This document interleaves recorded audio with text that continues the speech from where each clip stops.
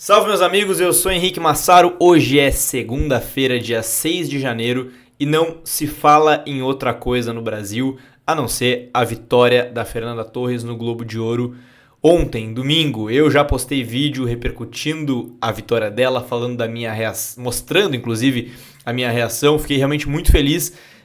Positivamente surpreso com a vitória dela, que eu já não estava esperando mais, depois que o filme infelizmente acabou não ganhando, mas hoje eu tô aqui para falar com vocês sobre como isso é assunto não só no Brasil, mas fora do Brasil. Como veículos especializados da mídia internacional, norte-americana, estão tratando a vitória da Fernanda Torres e voltar a falar de Oscar aqui, né? Ontem eu não quis falar tanto, quis mais comemorar a vitória dela. A própria Fernanda não tá querendo falar de Oscar, ela tá só querendo comemorar essa estatueta do Globo de Ouro histórica que ela ganhou, mas claro que agora já começam as previsões e a nossa torcida volta aí para que haja uma indicação, uma possível indicação dela para o Oscar de melhor atriz. Vamos falar sobre tudo isso hoje, como sempre dividindo os assuntos aqui na timeline, é só clicar para ver o que te interessa mais, mas eu recomendo ver o vídeo inteiro, se inscrevam no canal caso ainda não sejam inscritos, deixem um like para me ajudar e sem mais delongas, vamos falar sobre a repercussão da vitória dela. Veículos super importantes, tá? Variety, The Hollywood Reporter, Deadline, enfim, estão falando sobre o Globo de Ouro como um todo, mas estão dando destaque também para a vitória da Fernanda Torres. Duas coisas me chamam a atenção e é sobre isso que eu quero falar com vocês aqui nesse primeiro momento, tá? Eles estão tratando como isso que eu falei, como uma vitória surpreendente dela, que ela foi uma surpresa da noite. E isso não diminuir em nada a vitória dela, porque de fato é só olhar a lista de nomes que estavam concorrendo com ela ali no Globo de Ouro, na categoria dela, eram gigantes não só do cinema, ela também é uma gigante da atuação, mas gigantes da indústria. E isso, obviamente, conta muito e ela foi lá e ganhou. Então, eles estão tratando isso como uma vitória surpreendente, uma das surpresas da noite, como é o caso aqui. O Hollywood Reporter, no seu título, já na manchete, já coloca que ela surpreende, tá? Uma das que surpreende.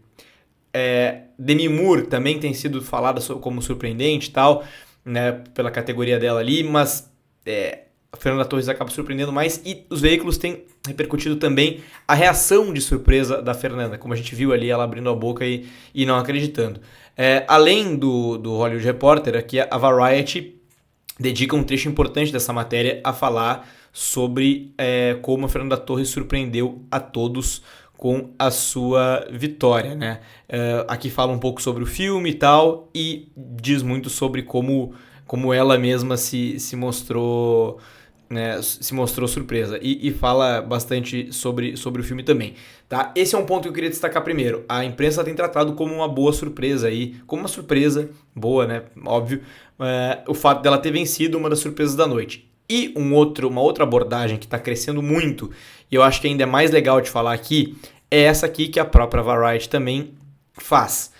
O fato de que a Fernanda Torres venceu por Ainda Estou Aqui e dedicou o prêmio à mãe dela, a Fernanda Montenegro, e fala e reconta aqui a história de como a Fernanda Montenegro esteve no Globo de Ouro 26 anos atrás. Isso é uma narrativa que para nós é muito conhecida e que a gente tem falado muito, né, sobre, putz, ela vai vingar a mãe e tal, aquela coisa, ela devia ter ganho lá atrás, mas essa narrativa tá colando muito lá fora também.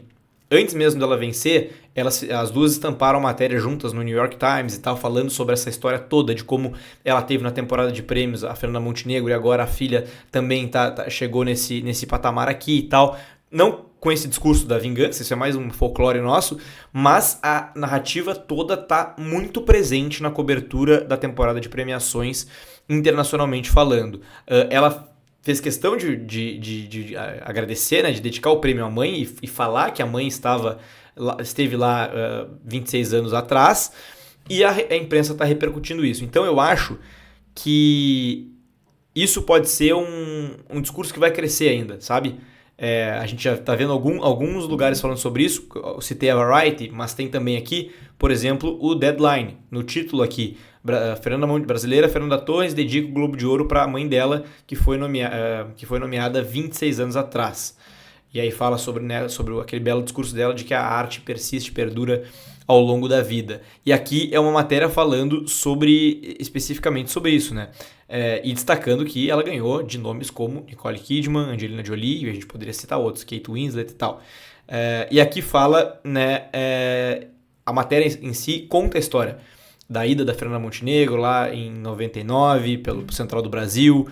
Fala que ela destaca aqui que ela é um ícone do cinema nacional, que é muito interessante. O Deadline tem sido um veículo que tem dado bastante... A Variety já tinha dado que ela ia ganhar, né? E o Deadline tem dado uma repercussão super legal, assim, super completa para a campanha de Ainda Estou Aqui, e tá comentando esse discurso aqui, né? Fala bastante sobre, né, a relação com Walter Salles e tal, e esse é o segundo ponto que eu queria falar, né? Como que tá pegando bastante essa narrativa de mãe e filha e tal. O próprio Gold Derby, que é o principal site de previsões para a temporada de premiações, para o Oscar principalmente, esse é o site que faz as odds ali diariamente, enfim, é o principal portal para se ver isso. Destaca também isso, né? Fernanda Torres é a primeira brasileira a vencer o Globo de Ouro, mas fala também na matéria que a mãe dela, Fernanda Montenegro, foi nomeada 26 anos antes e tal, e perdeu para Cate Blanchett por Elizabeth. Então, assim, muito interessante. Aqui tem um erro na matéria deles, né? Eles falam que ela é apenas a segunda brasileira indicada, depois da mãe dela, e não, teve a Sônia Braga, foi indicada a 3 Globos de Ouro também, né? Então foram 3 brasileiras já indicadas ao prêmio, mas ela é de fato a primeira a ganhar. Dito isso, pessoal, vamos falar de Oscar, tá? O que eu quero dizer pra vocês?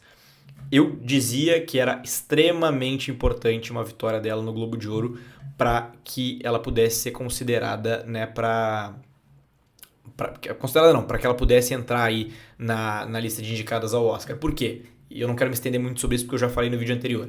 Porque ela não teve nenhum outro dos prêmios aí da temporada. Ficou fora da long list do BAFTA, não foi indicada ao Critics' Choice. Tem o SEG ainda, que eu acho super difícil e que é muito importante pro Oscar, mas eu também já não duvido mais. Se ela...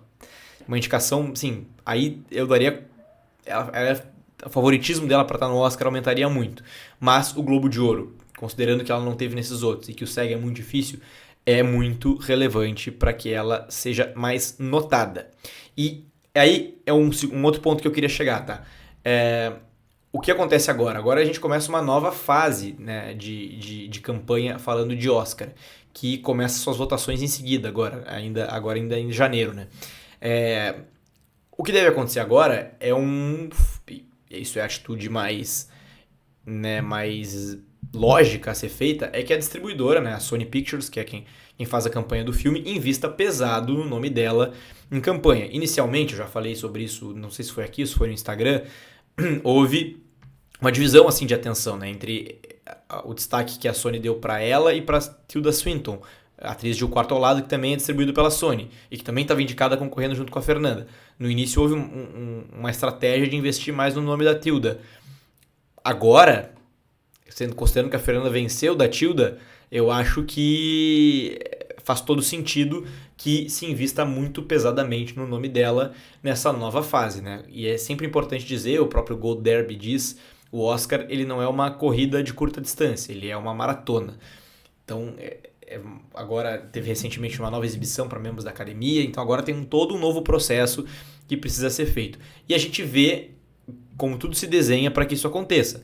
Já no dia seguinte aqui, a vitória dela no Globo de Ouro, vários portais falando sobre o fato dela ter vencido e já, inclusive, os sites de previsão mencionando o nome dela quando a gente fala em Oscar, né? Então, eu acho que esse é um outro ponto que eu queria ressaltar. Agora, a abordagem da campanha tem que ter uma mudança, assim, um engajamento ainda maior em termos de investimento mesmo, de colocar ela ainda mais no circuito e tal.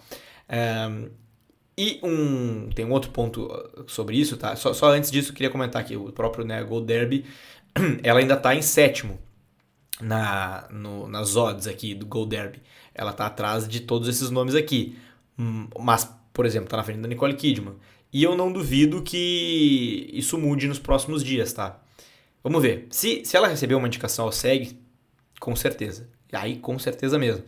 Mas, enfim, ainda é uma categoria muito difícil. Isso é sempre importante ser ressaltado. Falando de Oscar, que não tem aquela divisão em atriz de comédia musical e atriz de drama. Agora são 5 só para uma única categoria. Então, óbvio que afunila mais e dificulta. Dito isso, eu quero só trazer uma repercussão de uma matéria aqui do Brasil, tá? E é uma matéria do Omelete, um levantamento que eu não sei se foram eles que fizeram. Aqui está assinado pelo Caio Colletti. Se for ele, fica aqui os créditos.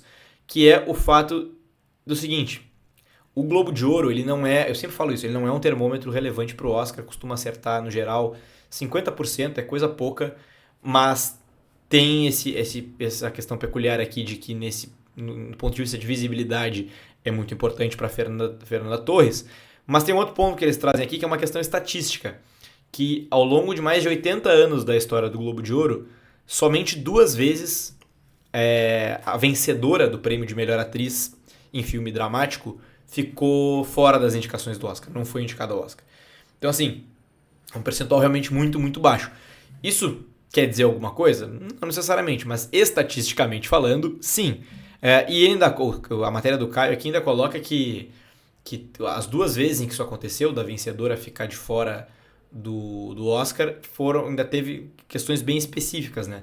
Que foi em 89 com a Shirley MacLaine, que venceu, mas e não foi indicada, mas teve uma tipicidade ali no Globo de Ouro daquele ano, que 3 atrizes ganharam o Globo de Ouro, por uma questão de empate técnico, e que é uma coisa bem rara, né, de acontecer. E ele cita ainda que a segunda vez em que aconteceu isso, a Kate Winslet venceu por Foi Apenas um Sonho, o Globo de Ouro, mas ela também ganhou o Globo de Ouro de melhor atriz coadjuvante, né, com o filme, aquele O Leitor. E o que aconteceu foi que no Oscar, a Weinstein Company, né, nome bem, enfim, que era muito influente na indústria, acabou fazendo todo o investimento pesado para que ela concorresse ao Oscar por O Leitor.